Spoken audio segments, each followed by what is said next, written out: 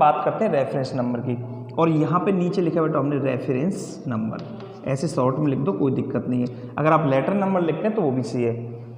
और reference number लिख करके यहाँ क्या लगाएंगे अपन, डैश। चलिए अब देखो रेफरेंस नंबर भी किससे बनेगा बेटा, बिजनेस फर्म के नाम से। ध्यान रखना, बिजनेस फर्म का जो नाम है उसी से हम रेफरेंस नंबर बनाएंगे, लेकिन इसे बनाएंगे हम कैपिटल में, जिससे गुप्ता बुक स्टोर हो गया बेटा। अब आगे हमने लिखा था बेटा गणेश मार्केट, और क्या लिखा था बेटा, JR। बहुत ही इजी है बेटा। अगर हमने ऊपर बिजनेस फर्म का और एड्रेस सही लिखा है तो उसी से ये सारी चीज़ें बनकर के कंप्लीट होती हैं। Reference number GBS GM JR, और यहाँ पर हम कोई भी एक डिजिट लिखेंगे, जैसे लिख दिया 10, कोई भी संख्या लिख दी, और 2020, बिल्कुल फिक्स उसी तरह है जैसे हमने पिछली क्लास में सीखा था। ये क्या हो गया बेटा हमारा रेफरेंस नंबर। ये रेफरेंस नंबर बनाना बहुत आसान है बेटा, आप अपने एड्रेस से अच्छे से बना सकते हैं। अब चलते हैं इसकी तरफ, तो बताओ इसमें रेफरेंस नंबर आएगा क्या, नहीं आएगा, क्योंकि ये लेटर कैसा है, कॉमन मैन टू बिजनेसमैन। इसमें अभी सिर्फ हमारा एक काम हुआ है, home address as an official, जिस तरह से हम ऑफिशियल का एड्रेस लिखते थे उस तरह से। चलिए बेटा अब चलते हैं हम आगे। इसमें कितने नियम हो गए, 1 2 3 और 4। अब इसके बाद फिर हमें क्या करनी है बेटा, एक लाइन छोड़नी है। ठीक है, यहाँ का तो अभी पहला ही नियम हुआ है, इसके बाद तो बेटा लाइन छूटी पड़ी है। अब यहाँ पे हमारे नियम कितने हो गए, 4, और इसके बाद हम एक लाइन छोड़ेंगे। अब इसका नियम नंबर आ जाता है कौन सा बेटा, 5वां। ठीक है, और अब 5वें नंबर पे हम लिखते हैं बेटा डेट। ठीक है, 5वें नंबर पे हमको क्या लिखनी पड़ेगी बेटा, डेट लिखनी पड़ेगी। डेट आप लिखना जानते हैं बेटा, एंड एज इट, जैसे हम करते हैं पहले की तरह। ठीक है, यानी कि आज की जैसे हम डेट बनाए तो हमने लिखा बेटा 2 अक्टूबर और 2020। ठीक है, ये डेट आ गई। अब इसमें भी दूसरे नंबर पर क्या आएगी बेटा, डेट। क्या आएगी, डेट। और डेट के बाद क्या छोड़ देंगे हम, यहाँ भी एक लाइन, और यहाँ भी डेट के बाद क्या छोड़ देंगे बेटा, हम एक लाइन। समझ में तो आ रहा है ना बेटा? अगर समझ में नहीं आए ना, वीडियो को थोड़ा सा रिवर्स कर लिया करो और उसको देख लिया करो बार बार, क्योंकि ऑनलाइन क्लासेज से हमें यही तो फ़ायदा होता है बेटा कि हम किसी भी क्लासेज को कभी भी उठा करके देख सकते हैं। ठीक है, अब आया आगे, डेट हो गई। अब नंबर आता है बेटा कौन सा हमारा, 6वां। कौन सा नंबर आता है, 6वां। अब 6वें नंबर पे आपको पता है अच्छी तरह से कि डेट के बाद हम क्या लिखते हैं बेटा, डेजिग्नेशन लिखते हैं। क्या लिखते हैं बेटा, डेजिग्नेशन लिखते हैं। और ये डेजिग्नेशन किसका आता है, रिसीवर्स का। किसका आता है बेटा, रिसीवर्स का। ठीक है, यानी कि दी प्लस पद का नाम। ये आप पहले जानते हैं बेटा कि डेजिग्नेशन से पहले हम क्या लगाते हैं, दी लगाते हैं। तो यहाँ पर दी प्लस पद का नाम आ जाएगा। क्या आ जाएगा बेटा, पद का नाम। लेकिन ये पद का नाम आएगा किसका बेटा, रिसीवर्स का। किसका आएगा बेटा, रिसीवर्स का, जिसको हम पत्र लिख रहे हैं। अब ऊपर पहले मैंने आपको समझा दिया था कि जिसको हम पत्र लिख रहे हैं वो कोई सेल्समैन हो सकता है, वो कोई मैनेजर हो सकता है, वो प्रोप्राइटर हो सकता है, वो ऑनर हो सकता है, वो डीलर हो सकता है। तो यहाँ पे जैसे हमने लिखा the manager, the salesman, the owner. ठीक है, कौन बेटा, जिसको पत्र लिख रहे हैं कि वो कौन है, क्योंकि वो पत्र, जिसको हम पत्र लिख रहे हैं वो भी तो कौन होगा, बिजनेसमैन। तो उसका हमने पद का नाम लिख दिया, जैसे हमने लिखा बेटा द सेल्समैन। ओके स्टूडेंट, और यहाँ पर है जैसे हमने लिखा बेटा द, और यहाँ कर दिया बेटा हम सेल्समैन। अब सेल्समैन लिखने के बाद बेटा यहाँ भी क्या होगा, MS, क्योंकि ये भी तो कोई व्यापारी होगा, तो इसका इसके नीचे MS प्लस इसकी बिजनेस फर्म का नाम।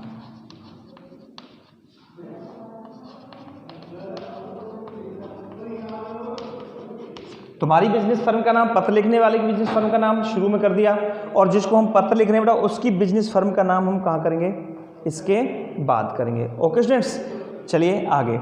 जब हमने बिजनेस फर्म का नाम कर दिया है, दिख रहा है, जब हमने बिजनेस फर्म का नाम बेटा कर दिया है तो बिजनेस फर्म के नाम के नीचे क्या लिखेंगे बेटा हम? एड्रेस। क्या लिखेंगे बेटा? एड्रेस। ठीक है, एड्रेस आप अच्छे से जानते हो भाई, जब इसकी बिजनेस फर्म है तो इसकी एड्रेस भी होगा, कहीं ना कहीं तो होगा इसका एड्रेस भी। तो इसका एड्रेस भी हमें कहाँ का बनाना है, कोई मार्केट या बाजार का। फिर नीचे हमको name of the city. Address में दो चीज आती है बेटा, name of the complete address and city. Complete पता लिखना है और शहर का नाम लिखना है, तब जाके होगा। अब आइए बेटा, यहाँ पे आता है तीसरा नंबर। अब तीसरे नंबर पे वही बेटा, इसमें दी प्लस डेजिग्नेशन, इसमें तो हमें लिखना है बेटा, क्योंकि कॉमन मैन टू बिजनेसमैन, पत्र प्राप्त करने वाला तो कोई ना कोई व्यापारी होगा, तो इसलिए पत्र तो हमेशा व्यापारी प्राप्त करेगा। तो दी प्लस डेजिग्नेशन, क्योंकि इसका रिसीवर तो व्यापारी है, और इसमें भी वही आएगा बेटा MS plus name business firm. यहाँ ये सेम आएगा बेटा, बिजनेस फर्म, और यहाँ पे हमने क्या लिख दिया बेटा? एड्रेस। तो इसका ये और ये तो डेजिग्नेशन और एड्रेस दोनों का कैसा होगा? सेम। दोनों का सेम क्यों होगा? ये आप जानते हैं कि दोनों का रिसीवर कौन है बेटाओ? बिजनेसमैन है। तो ऊपर दी प्लस डेजिग्नेशन और बिजनेस फर्म का नाम वगैरह MS वगैरह ये हमें सेट अच्छे से करना है। चलिए स्टूडेंट्स, अब चलते हैं हम आगे बिजनेसमैन टू बिजनेसमैन में आता है अपना नियम नंबर 7। क्या आता है बेटा? नियम नंबर 7। इसको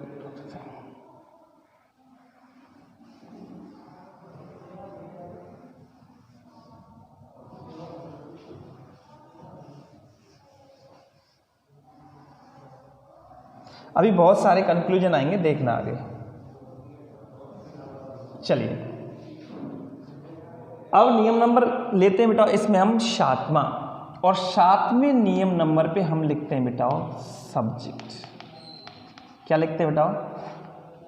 सब्जेक्ट। ठीक है, और इसमें ये आ गया, इसमें भी चौथे नंबर पे क्या आ जाएगा बेटा? सब्जेक्ट। सब्जेक्ट दोनों का कैसा होगा बेटा? सेम। सब्जेक्ट इसमें आपको चारों याद रखने पड़ेंगे बेटा। For making inquiry, for registering complaint, for placing order, इसमें प्लेसिंग ऑर्डर भी आता है, और फॉर आस्किंग इन्फॉर्मेशन या गिविंग इन्फॉर्मेशन। ओके स्टूडेंट्स, इस तरह से हमें इसका सब्जेक्ट लिखना है। हाँ डियर स्टूडेंट्स, देखिए आप अच्छे स्टूडेंट्स हैं, पढ़ने वाले हैं, क्लास को बड़ी रुचि के साथ देख रहे हैं, बहुत ही अच्छी तरह से। लेकिन मेरा कहने का जो मतलब है ना बेटा, वो सब से नहीं है, सारे स्टूडेंट से नहीं है, क्योंकि सारे स्टूडेंट्स एक जैसे नहीं होते। हो सकता है कि हमारे स्टूडेंट्स वो ना ही हो, क्योंकि जब हम ऑनलाइन क्लास छोड़ रहे हैं तो बेटा इस क्लास पे कोई भी अपनी वीडियो देख सकता है। ठीक है, और कमेंट भी आते हैं, लेकिन उन कमेंट्स, ऐसे कमेंट मत करो जो हमें ये दर्शाए कि यार हम तो वास्तव में किसी कच्चे गुरु के चेले हैं। ठीक है, बिल्कुल ये मत दर्शाओ कि हम किसी कच्चे गुरु के चेले, ये मत दिखाओ कि हम कुछ नहीं जानते। अरे थोड़ा बहुत आज सीख रहे हैं, आप यहाँ तक पढ़े हैं तो आप जानते होंगे, लेकिन मेरा कहने का मतलब आपसे नहीं, अदरवाइज मत लेना, क्योंकि वो स्टूडेंट्स कोई भी हो सकता है जो कमेंट कर रहा है। ठीक है, अब मैं तो जानता नहीं क्योंकि ना तो मैं तुम्हारे किसी के नाम जानता बेटा, ना ही मैं आपको शक्ल से जानता कि आप हो या कि कोई और हो। ठीक है, अगर आप हो तो कोई दिक्कत वाली बात नहीं, आप अपने आप को दर्शाओ मत। कमेंट कर रहे हैं कि सब्जेक्ट सर 4-5 वर्ड्स में होता है, सर आपने तो पूरी लाइन ही लिख डाली सर। अरे किसने बता दिया हमें आपको कि सब्जेक्ट 4-5 वर्ड्स का होता है? हम फॉर्मल लेटर्स पढ़ रहे हैं प्रिय स्टूडेंट्स, और फॉर्मल लेटर्स पत्र देखने वाले को तुरंत समझ में आना चाहिए। पत्र जो भी प्राप्त कर रहा है उसे तुरंत समझ में आना चाहिए कि पत्र किस विषय पर है, किसके पत्र का सब्जेक्ट क्या है। तो उसके लिए थोड़ा ध्यान दो, मैं आपको क्लियर करता हूँ बेटा कि 4-5 वर्ड्स, अगर पत्र हमारा समझ में आ रहा है कि 4-5 वर्ड्स का है, तो अगर हमारा काम चल रहा है कि हम सब्जेक्ट 4-5 वर्ड्स में दें, तो कोई दिक्कत नहीं, आप 4-5 वर्ड्स में दे सकते हैं। ठीक है, मैं आपको कोई शॉर्ट तरीका नहीं बता रहा हूँ, काम चलाऊ तरीका नहीं बता रहा हूँ बेटा। आप किसी ऐरे गहरे टीचर से नहीं पढ़ रहे, मिस्टर श्याम सुंदर शर्मा से, तो मेरे पास काम चलाऊ तरीका नहीं मिलेगा बेटा कि काम चल सकता है। मैं तो सटीक और लॉजिकल बात बताता हूँ।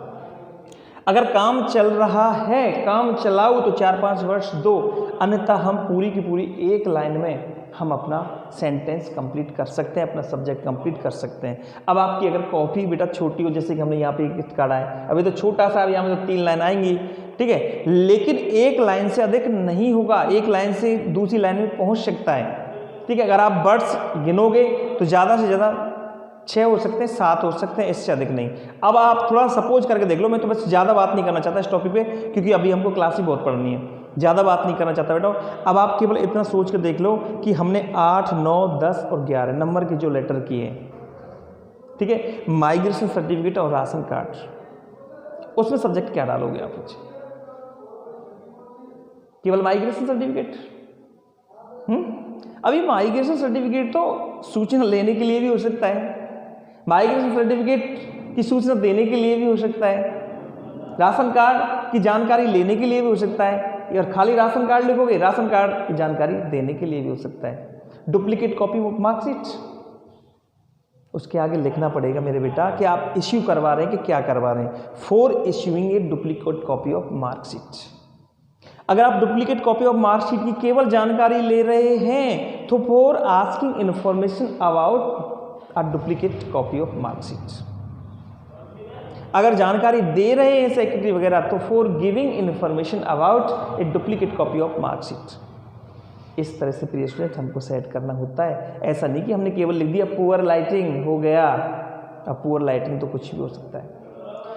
थोड़ा समझाया भी जाता है कि ये पत्र का उद्देश्य क्या है। सब्जेक्ट का मतलब विषय नहीं होता, आप कहीं विषय समझ रहे हैं कि सब्जेक्ट का मतलब विषय, हम विषय पढ़ते हैं, सब्जेक्ट का अर्थ होता है बेटा उद्देश्य, पर्पज, किस लेटर को लिखने का पर्पज क्या है। और इसे कभी भी बेटा शॉर्ट में मत लिखो, इतना मैं भी जानता हूँ जब मैं पढ़ा रहा हूँ कि सब्जेक्ट जो होता है एकदम ब्रीफली लिखा जाता है। कैसे लिखा जाता है? ब्रीफली। लेकिन ब्रीफली का मतलब ये भी नहीं कि आप बिल्कुल ब्रीफली का सामने वाला समझेगा नहीं। अरे हम माइग्रेशन सर्टिफिकेट का गया, कुछ भी आ गया, उसको थोड़ा सा 2 शब्द और बढ़ा के चलो ना, का दिक्कत आ रही है, नंबर थोड़ी कट रहा है हमारा, बोर्ड एग्जाम में नहीं लगता। हाँ, सब्जेक्ट हम लिखते हैं बेटा, जैसे कि हम नोटिस राइटिंग करते हैं, नोटिस राइटिंग पढ़ रहे हैं और हमारा लिखना है हमें सब्जेक्ट, तो सीधा काम चल सकता है एनुअल फंक्शन, एजुकेशनल टूर है, final cricket match, football match, सीधा इतना सा कर सकते हैं, उसमें कोई दिक्कत नहीं आती। लेकिन ये लेटर जब हम लिख रहे हैं ना किसी काम के लिए, जो हमारा बहुत ज़्यादा काम पड़ रहा है, अधिकारी के लिए लिख रहे हैं, तो बेटा एकदम सटीक लिखेंगे, उसके तुम्हारा तुरंत दिमाग में बैठ जाए कि बच्चा क्या चाह रहा है, ये व्यक्ति जिसने पत्र लिखा है ये क्या चाह रहा है, उसको सब्जेक्ट से ही पता पड़ जाता है। तो कभी भी ये सोच के मत चल लेना बेटा कि सब्जेक्ट केवल 4-5 वर्ड्स का ही होता है। सब्जेक्ट हमारा 1 लाइन का हो सकता है, 1.5 लाइन का हो सकता है। अगर हमारा काम चल रहा है 4-5 शब्दों में तो हम 4-5 वर्ड्स में लिख सकते हैं। ऐसे कमेंट मत डाले करो बेटा, केवल आप मुझसे पूछ सकते हैं, ये कहो मत, ठीक है, कि सर आपने तो पूरी लाइन ही लिख दी, मतलब मुझे सिखा रहे हो आप लोग, है ना, इसका मतलब। या फिर आप मुझे प्रूफ करके बताओ कि आपको किसी ने पढ़ाया है चीज़ के सब्जेक्ट 4-5 वर्ड्स में लिखते हैं। मैं आपको क्वेश्चन दूंगा और उसका लेटर, उसका सब्जेक्ट आप 4-5 वर्ड्स में लिख के बता देना, मैं आपको मान जाऊंगा, देख लो, ठीक है। तो ज़्यादा हम इस विषय पर बहस नहीं करेंगे बेटा, क्योंकि बहुत सारे क्वेश्चन ऐसे हैं जिनका सब्जेक्ट 1-1, 2-2 लाइन में होता है बेटा, ठीक है। इस चीज़ को आप लेके चलना। अब नंबर आता है हमारा बेटा सब्जेक्ट का। सब्जेक्ट को हम उसी प्रकार से, उसी भांति से लिखेंगे। ओके डियर स्टूडेंट्स, अब सब्जेक्ट के बाद फिर हम क्या करेंगे बेटा, 1 लाइन छोड़ेंगे। यहाँ भी क्या लिखा हमने, सब्जेक्ट, इसके बाद हम 1 लाइन छोड़ेंगे। अब आप ये भी कहोगे सर आप तो थोड़ी थोड़ी देर में लाइन छुड़वा रहे हो। बेटा लाइन छोड़ी जाती है, ये मैंने पहले क्लियर आपको कर दिया, ठीक है। अपनी जो पढ़ाई है बेटा, मैंने आपसे पहले कह दिया कि हम किसी से कंपटीशन नहीं करते, लेकिन अपनी पढ़ाई के अंदर कोई यट्स एंड वर्ड्स ये सिस्टम आता ही नहीं है। वो तो तुम हो, अनजान बच्चे हो, पढ़ रहे हो। अरे हमारे जो जानकार बच्चे, हम जिनको पढ़ाते हैं बेटा, हमारी क्लास का वेट करते हैं बच्चे, एक दिन में चाहे 4 क्लास छोड़ो चाहे 6 क्लास छोड़ो, कि सर की क्लास कब आने वाली है, ठीक है। और आप पढ़ो, कोई दिक्कत नहीं, आप एकदम बहुत अच्छे स्टूडेंट्स हैं और मैं भी खुश हूँ आपको पढ़ाते हुए, दुखी नहीं हूँ बेटा, ठीक है, ओके। और मैं चाहता हूँ कि आप अच्छे से अच्छे कुछ सीखो, अच्छे से अच्छे कमेंट दो, ओके स्टूडेंट्स। चलिए अब बेटा हमने क्या लिखा बेटा, सब्जेक्ट। सब्जेक्ट के बाद आप खूब जानते हैं बेटा, अगला नंबर आता है बेटा 8वें नंबर पे सैल्यूटेशन।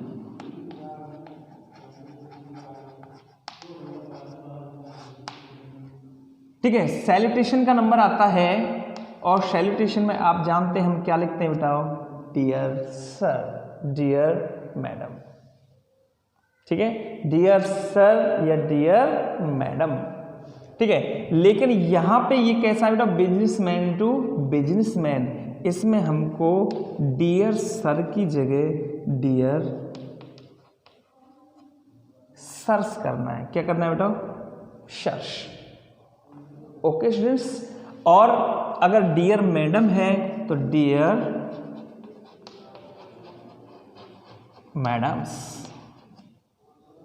ठीक है। तो आप जानते हैं अगर कोई लेडीज है, लेडीज को पत्र लिखे तो मैडम्स करना है, और यदि कोई जेंट्स है तो डियर सर्स करना है। लेकिन आजकल के इंग्लिश में ये मैडम शब्द बिल्कुल खत्म हो गया बेटा, बिजनेसमैन के लेटर में, बिजनेस में, ठीक है, बिजनेस में ये बिल्कुल ही खत्म कर दिया मैडम शब्द। बिजनेस में तो चाहे कोई लेडीज है चाहे जेंट्स है बेटा, सबसे सर कहा जाता है। क्या कहा जाता है, सर। अगर आप सबके लिए सर्स का प्रयोग करते हैं तो कोई दिक्कत नहीं है, ठीक है, प्रॉब्लम बेटा। लेकिन यहाँ पे देखो एक नई चीज सीखने को मिली हमें, सर नहीं सर्स। क्या किया बेटा हमें, सर्स। लेकिन यहाँ पे जब हम 5वें नंबर पे सैल्यूटेशन करेंगे, सब्जेक्ट के बाद जब सैल्यूटेशन करेंगे तो ओनली डियर सर या डियर मैडम। अब आप ये कहोगे सर ऐसा क्यों, रिवर्स जाओ, थोड़ा सा रिवर्स चले जाओ बेटा। ऊपर हमने क्या लिखा बेटा, मैसर्स। क्या लिखा, मैसर्स। और messrs is a plural of mister, और मिस्टर का अर्थ क्या होता है, श्रीमान। जब आपने वहां प्लूरल लिखा है यानी कि एक से अधिक हैं, मैसर्स जिसको आप खुद हो, और ऊपर उसका पत्र भी आपने जैसे ये लिखा मैसर्स, जिसको पत्र लिख रहे हैं वो भी कौन है बेटा, मैसर्स है, और आप भी कौन हो, मैसर्स हो। तो जिसको पत्र लिख रहे हैं वो मैसर्स, मैंने आपको बता दिया messrs is a plural of mister, तो ये प्लूरल हुआ, इसलिए हम उसको प्लूरल में ही सैल्यूटेशन करेंगे, प्लूरल में ही हम उसे संबोधन करेंगे, dear sirs, dear madams, dear ma'ams. लेकिन मैम्स नहीं लिखना, क्योंकि मैम्स हो जाता है बेटा इनफॉर्मल। क्या हो जाता है, इनफॉर्मल।